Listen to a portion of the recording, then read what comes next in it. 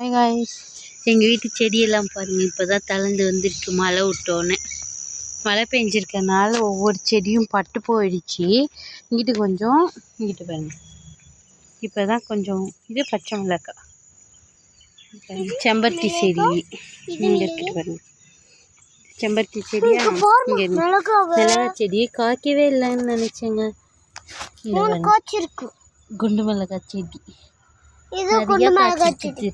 கொஞ்ச நாளா பூ மட்டும் கொட்டி கொட்டி போயிட்டு என்ன செய்யறதுனே தெரியலன்னு நினைச்சேங்க. இப்போ பாருங்க, நிறைய குண்டு மிளகாய் செடி காய்ச்சிருக்கு. அதான் உங்ககிட்ட இன்னைக்கு காட்டுவோன்றதுக்காக எடுத்துட்டு வந்திருக்கேன்.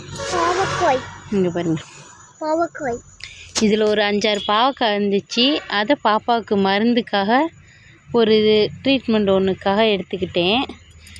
இதில் இருந்த பாவக்காவை இங்கே பாருங்கள். அப்பயும் ஒன்று தப்பிச்சிருக்கு காய்ஸ். ஒன்று இருந்ததே எங்களுக்கு தெரில.